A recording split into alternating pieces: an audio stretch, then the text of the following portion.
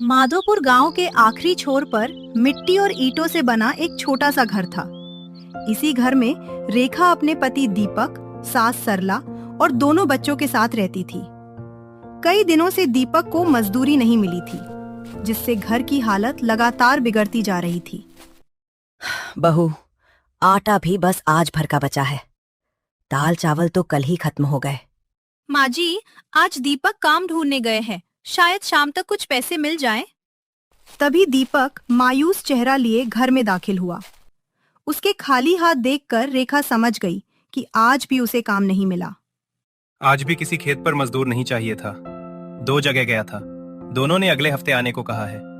ऐसे कब तक चलेगा बेटा? बच्चों की फीस भी बाकी है। क्या करूँ माँ, पूरे गांव में काम ढूंढ रहा हूँ। पास बैठे चिंटू और गुंजन चुपचाप अपने माता पिता की बातें सुन रहे थे। रेखा ने बात बदलते हुए दोनों को तैयार किया और घर का थोड़ा जरूरी सामान लेने साप्ताहिक बाजार निकल गई। गांव का साप्ताहिक बाजार लोगों से भरा हुआ था। कहीं सब्जियां बिक रही थी, कहीं कपड़े और खिलौने। थोड़ी दूर एक पानी पूरी वाले के ठेले के सामने बच्चों की भीड़ लगी थी। माँ, पानी पूरी मुझे भी खानी है। माँ, हम दोनों एक ही प्लेट बांटकर खा लेंगे। रेखा ने अपने हाथ में पकड़े पैसे गिने। उसके पास इतने ही पैसे थे कि वह घर के लिए थोड़ा आटा और तेल खरीद सके। आज नहीं बेटा, अगले बाजार में माँ जरूर खिलाएगी। हर बार अगले बाजार में। गुंजन की बात रेखा के दिल में चुभ गई। दोनों बच्चे पानी पूरी खाते बच्चों को पीछे मुड़ मुड़ कर देखते हुए उसके साथ चल दिए। रेखा ने थोड़ा आटा और तेल खरीदा। तभी सामने से पड़ोसन कमला मिल गई। अरे रेखा, बच्चों को लेकर बाजार आई हो? हाँ दीदी, घर का थोड़ा सामान लेना था। आजकल गांव में मजदूरी भी कहाँ है। हम लोगों का भी बड़ी मुश्किल से गुजारा हो रहा है। कमला चली गई, लेकिन रेखा वहीं खड़ी पानी पूरी के ठेले को देखने लगी। 10 रुपए की एक प्लेट के लिए भी लोगों की लाइन लगी थी। अचानक उसके दिमाग में एक विचार आया। जब गांव में इतने लोग पानी पूरी खरीद रहे हैं, तो मैं खुद बनाकर क्यों नहीं बेच सकती? घर लौटते ही रेखा ने सामान रखा और सीधे रसोई में चली गई। उसने डिब्बों में बची सूजी, थोड़ा आटा, आलू और मसाले निकालकर सामने रख दिए। बहू, ये सब क्यों निकाल रही है? माँ जी, मैं पानी पूरी बेचूंगी। पानी पूरी? हाँ, आज बाजार में देखा ठेले पर कितनी भीड़ थी। मुझे पानी पूरी बनानी आती है। शुरुआत में थोड़ा सामान बनाएंगे, अगर बिक गया तो अगले दिन ज्यादा बनाएंगे। लेकिन ठेला कहाँ से आएगा? नया ठेला खरीदने के पैसे तो हमारे पास है नहीं। ठेला नया होना जरूरी नहीं, चलने लायक होना जरूरी है। दीपक रेखा को लेकर घर के पीछे बने पुराने छप्पर में गया। वहाँ एक टूटी हाथ गाड़ी और साइकिल के 2 पुराने पहिए पड़े थे। इसे ठीक कर दूं तो छोटा ठेला बन सकता है। बस मुझे यही चाहिए। दीपक हाथ गाड़ी ठीक करने लगा। उधर रेखा और सरला रसोई में पानी पूरी की तैयारी करने लगी। सरला ने आलू उबाले और रेखा ने पुदीना, धनिया और हरी मिर्च पीसकर मसाला तैयार किया। बहू, मिर्च तो बहुत डाल दी तूने। यही तो हमारी पहचान होगी माँ जी, गाँव की स्पाइसी पानी पूरी। रेखा ने 3 अलग अलग मटके तैयार किए। एक में तीखा पुदीने का पानी, दूसरे में खट्टा मीठा इमली का पानी और तीसरे में बच्चों के लिए हल्का मसालेदार पानी रखा। शाम तक दीपक ने भी पुरानी हाथ गाड़ी को एक छोटे ठेले का रूप दे दिया। माँ, अब हमारी भी पानी पूरी की दुकान होगी? दुकान नहीं बेटा, अभी छोटा सा ठेला है। दुकान मेहनत करके बनाएंगे। अगली सुबह रेखा ने तीनों मटके ठेले पर रखे और भगवान का नाम लेकर गांव के चौराहे की तरफ चल पड़ी। उसे नहीं पता था कि उसका ये छोटा सा ठेला जल्द ही पूरे माधोपुर में चर्चा का कारण बनने वाला था। उसने एक पेड़ के नीचे ठेला लगाया और तीनों मटके सजा दिए, लेकिन काफी देर तक कोई ग्राहक उसके पास नहीं आया। आइए, गांव की चटपटी स्पाइसी पानी पूरी खाइए। तीखा, खट्टा मीठा और मसालेदार 3 तरह का पानी है। रेखा की आवाज सुनकर वहां बैठे कुछ लोग उसकी तरफ देखने लगे। तभी रामदीन अपनी दुकान से निकलकर उसके पास आया। अरे रेखा बहू, अब हमारे गांव में भी शहर वाली पानी पूरी बिकेगी? एक बार खाकर तो देखिए चाचा, फिर बताना गांव वाली अच्छी है या शहर वाली। पानी एकदम तीखा होना चाहिए। रेखा ने पूरी में आलू चना भरा और उसे अपने सबसे तीखे पुदीने वाले पानी में डुबोकर रामदीन को दिया। अरे बाप रे, बहू, ये पानी पूरी है या मिर्च का गोला? रामदीन की आंखों से पानी निकलता देखकर आसपास खड़े लोग हंसने लगे। लेकिन स्वाद कमाल का है, एक और दे। रामदीन को मजे से खाते देखकर दूसरे लोग भी ठेले के पास आने लगे। कुछ ही देर में रेखा के सामने छोटी सी भीड़ लग गई। भाभी, मुझे सबसे ज्यादा स्पाइसी वाली देना, देखते हैं कितनी तीखी है। बाद में पानी मांगते हुए मत भागना। हम माधोपुर वाले हैं भाभी, मिर्च से नहीं डरते। सोनू ने एक के बाद एक 3 तीखी पानी पूरी खाई। चौथी खाते ही उसका चेहरा लाल हो गया। भाभी, थोड़ा मीठा पानी देना। सभी जोर जोर से हंसने लगे। देखते ही देखते रेखा की स्पाइसी पानी पूरी की चर्चा पूरे चौराहे पर होने लगी। शाम तक उसकी सारी पूरियां बिक चुकी थी। रेखा अपनी पहली कमाई लेकर घर पहुंची। उसने पैसे सरला के हाथ में रख दिए। अरे बहू, पहले ही दिन इतना कमा लिया? सारी पानी पूरी बिक गई माँ जी। कल मैं ज्यादा बनाऊंगी। देखा माँ, हमारी रेखा ने पहले ही दिन कमाल कर दिया। माँ, अब हमें भी पानी पूरी मिलेगी ना? सबसे पहले तुम दोनों को मिलेगी। रेखा ने दोनों बच्चों के लिए पानी पूरी बनाई। जिस पानी पूरी को कुछ दिन पहले बच्चे बाजार में सिर्फ देखकर लौट आए थे, आज वही अपनी माँ के हाथों से खा रहे थे। अगले कुछ दिनों में रेखा ने अलग अलग जगहों पर ठेला लगाना शुरू कर दिया। दोपहर में वह खेतों के पास पहुंचती, जहां मजदूर काम खत्म करके लौटते थे। बहू, हमारे लिए ज्यादा तीखा मत बनाना, धूप में काम करके वैसे ही हालत खराब है। आपके लिए आलू चना ज्यादा और मिर्च कम। खेतों के बाद शाम को रेखा गांव के स्कूल के बाहर ठेला लगाने लगी। बच्चों के लिए उसने अलग हल्का पानी रखा था। धीरे धीरे उसकी कमाई बढ़ने लगी। एक शाम रेखा बाजार से आटा, चावल, दाल, तेल और सब्जियों से भरी थैलियां लेकर घर पहुंची। बहू, कुछ दिन पहले हमारे डिब्बे खाली पड़े थे और आज तू इतना राशन लेकर आई है। अभी बच्चों की फीस भी भरनी है माँ जी। उसके बाद थोड़ा पैसा बचाकर थैले को अच्छा करवाऊंगी। लेकिन रेखा की बढ़ती भीड़ से गांव का पुराना चाट वाला बंसी खुश नहीं था। उसकी दुकान पहले चौराहे पर सबसे ज्यादा चलती थी, लेकिन अब कई ग्राहक रेखा के ठेले पर जाने लगे थे।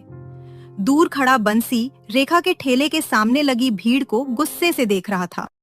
कल तक जिसके घर खाने के पैसे नहीं थे, आज उसके ठेले पर इतनी भीड़। ऐसे चलता रहे तो मेरी दुकान खाली हो जाएगी। अगले दिन बंसी रेखा के ठेले के पास पहुंचा। रेखा बहू, बड़ी जल्दी नाम हो गया तुम्हारा। लोगों को स्वाद पसंद आ रहा है बंसी भैया, बस भगवान की कृपा है। हाँ, बस स्वाद के साथ सफाई भी होनी चाहिए। आखिर पानी पूरी में सबसे ज्यादा पानी ही तो जाता है। मैं साफ और उबला हुआ पानी इस्तेमाल करती हूँ। मैंने कब कहा तुम नहीं करती, बस यूं ही बोल रहा था। इतना कहकर बंसी वहाँ से चला गया। रेखा ने भी उसकी बात पर ज्यादा ध्यान नहीं दिया। लेकिन उसी शाम बंसी गांव के कुछ लोगों के बीच बैठा एक अलग ही कहानी सुना रहा था। मैंने तो सुना है रेखा अपने ठेले के लिए साफ पानी घर से नहीं लाती, पास वाली पुरानी टंकी से भरती है। देखते ही देखते ये झूठ एक व्यक्ति से दूसरे तक पहुंचने लगा। अगली सुबह रेखा हमेशा की तरह चौराहे पर अपना ठेला लगाकर ग्राहकों का इंतजार करती रही, लेकिन आज कोई उसके पास नहीं आया। आज अचानक सबको क्या हो गया? तभी कमला तेजी से उसके पास आई। उसके चेहरे पर चिंता साफ दिखाई दे रही थी। रेखा, गांव में तेरी पानी पूरी को लेकर बहुत गलत बात फैल गई है। मेरी पानी पूरी के बारे में? कैसी बात? कमला ने जो बताया उसे सुनकर रेखा के पैरों तले जमीन खिसक गई। उसकी मेहनत से खड़ा हुआ छोटा सा काम अब एक झूठी अफवाह की वजह से बंद होने की कगार पर था। कमला की बात सुनकर रेखा हैरान रह गई। उसे यकीन नहीं हो रहा था कि जिस पानी को वो घर में उबालकर साफ बर्तनों में भरती है, उसी को लेकर पूरे गांव में गलत बात फैलाई जा रही है। दीदी, मैं तो रोज सुबह पानी उबालती हूँ, फिर उसे ठंडा करके ही तीनों मटकों में भरती हूँ। मुझे तुझ पर भरोसा है रेखा, लेकिन गांव वाले कह रहे हैं कि तू पुरानी टंकी का गंदा पानी इस्तेमाल करती है। जिसने भी ये झूठ फैलाया है, उसने मेरे काम पर नहीं, मेरे बच्चों की रोटी पर चोट की है। उस दिन दोपहर तक रेखा के ठेले पर मुश्किल से 4-5 ग्राहक आए। शाम को वो भरी हुई पूरियां और आलू वापस घर ले आई। आज इतनी जल्दी वापस आ गई? किसी ने गांव में फैला दिया है कि मैं गंदे पानी से पानी पूरी बनाती हूँ। जिस बहू को मैं रोज पानी उबालते देखती हूँ, उसके बारे में इतनी घटिया बात किसने फैलाई? मैं ठेला बंद नहीं करूंगी माँ जी। झूठ से भाग गई तो सब उसे सच समझ लेंगे। तभी बाहर से मुखिया हरिराम का आदमी आया। उसने बताया कि पानी पूरी के पानी को लेकर शिकायत पंचायत तक पहुंच चुकी है और अगले दिन रेखा को पंचायत में बुलाया गया है। अगली सुबह गांव के बरगद के नीचे पंचायत लगी। रेखा और दीपक वहां पहुंचे। सामने बंसी भी कुछ गांव वालों के साथ बैठा था। रेखा बहू, गांव में शिकायत है कि तुम्हारे ठेले का पानी साफ नहीं होता। खाने पीने की चीज का मामला है, इसलिए हमें इसकी सच्चाई जाननी होगी। मुखिया जी, मुझे भी यही चाहिए, लेकिन सिर्फ लोगों की सुनी बात पर मेरा ठेला बंद करना सही नहीं होगा। मुखिया जी, मैं तो बस गांव वालों की सेहत की चिंता कर रहा हूँ। तो फिर कल आप भी मेरे घर आइए। मैं सबके सामने शुरू से पानी पूरी तैयार करूंगी। जहाँ गंदगी दिखे उसी समय मेरा ठेला बंद करवा दीजिएगा। ठीक है, फैसला देखने के बाद ही होगा। अगले दिन मुखिया, कमला, रामदीन और गांव की कुछ महिलाएं रेखा के घर पहुंची। रेखा ने सबसे पहले साफ पानी बड़े बर्तन में उबालकर दिखाया। फिर उसने पुदीना, धनिया और हरी मिर्च साफ पानी से धोई। देखा, मैंने कहा था ना रेखा, सफाई का पूरा ध्यान रखती है। इसका पानी तो कई दुकानों से ज्यादा साफ है। रेखा ने सबके सामने खट्टा मीठा और स्पाइसी पानी तैयार किया। बर्तन भी साफ कपड़े से ढककर रखे गए थे। रेखा बहू पर लगाया गया आरोप गलत है। अब कोई बिना सबूत ऐसी बात नहीं फैलाएगा। यह बात पूरे गांव में फैल गई। अगले ही दिन रेखा के ठेले पर फिर से ग्राहकों की भीड़ लौट आई। बंसी दूर से यह सब देख रहा था।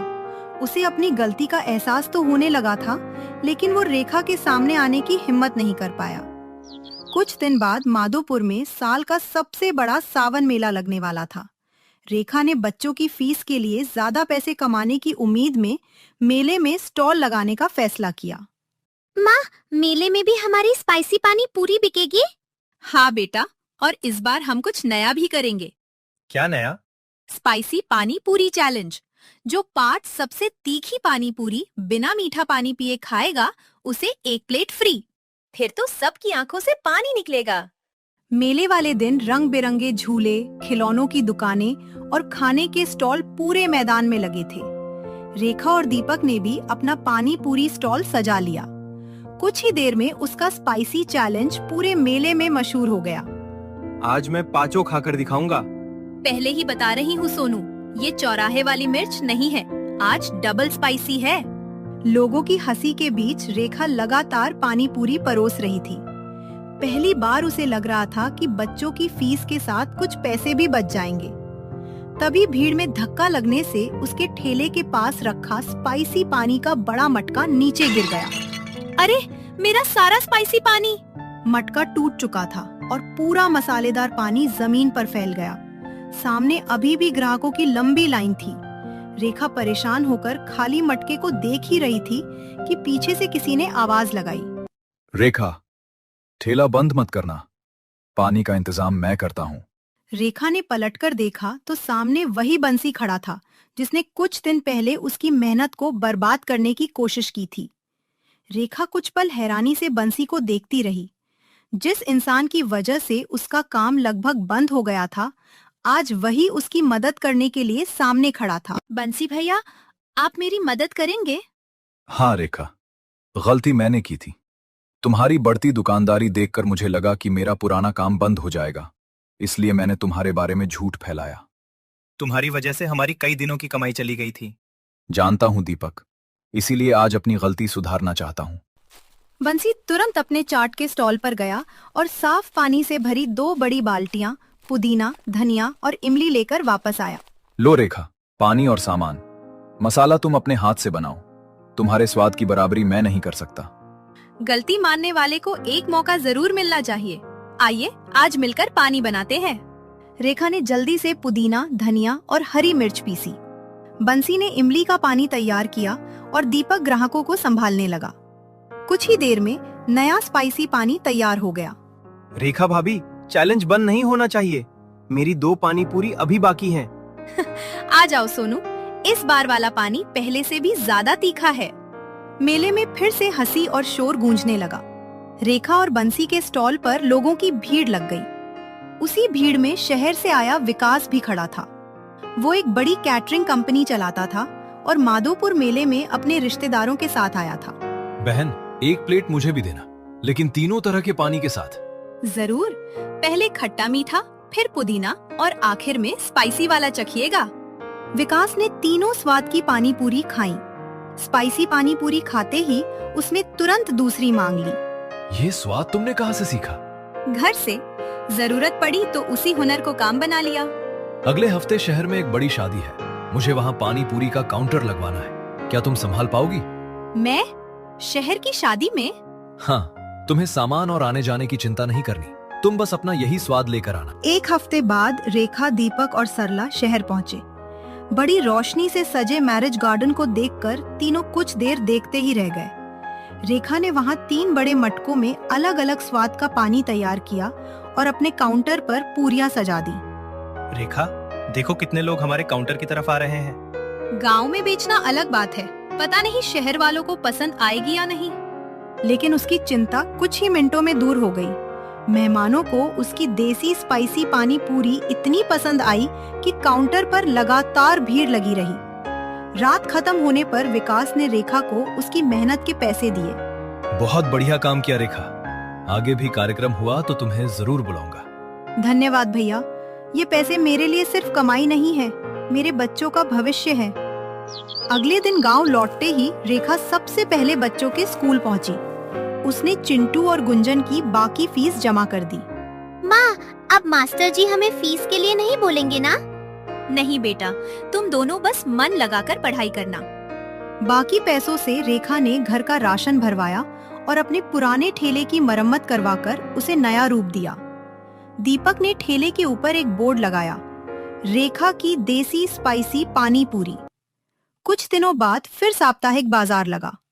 उसी जगह लोगों की भीड़ थी जहां कभी रेखा के बच्चों ने पानी पूरी खाने की जिद की थी और पैसे ना होने के कारण मायूस होकर लौटे थे।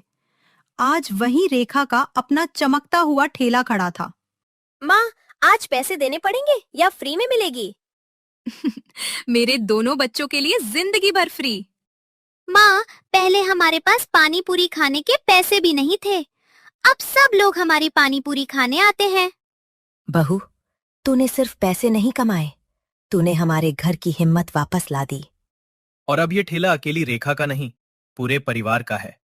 थोड़ी दूरी पर बंसी भी अपना चाट का ठेला लगाए खड़ा था। इस बार उसके चेहरे पर जलन नहीं थी। रेखा, आज स्पाइसी पानी खत्म हो जाए तो आवाज लगा देना। और आपके आलू खत्म हो तो आप भी बता देना। दोनों हंस पड़े। अब दोनों एक दूसरे के ग्राहक छीनने के बजाय अपने अपने स्वाद से लोगों का दिल जीत रहे थे। रेखा की छोटी सी कोशिश ने उसके गरीब परिवार को सहारा दिया। जिस दिन उसके पास बच्चों को एक प्लेट पानी पूरी खिलाने तक के पैसे नहीं थे, उसी दिन उसके मन में शुरू हुआ एक छोटा सा विचार आज पूरे माधोपुर में उसकी पहचान बन चुका था। सीख, किसी की तरक्की से जलने के बजाय अपने हुनर को बेहतर बनाना चाहिए, क्योंकि मेहनत और हिम्मत से शुरू किया गया छोटा काम भी एक दिन बड़ी पहचान बन सकता है।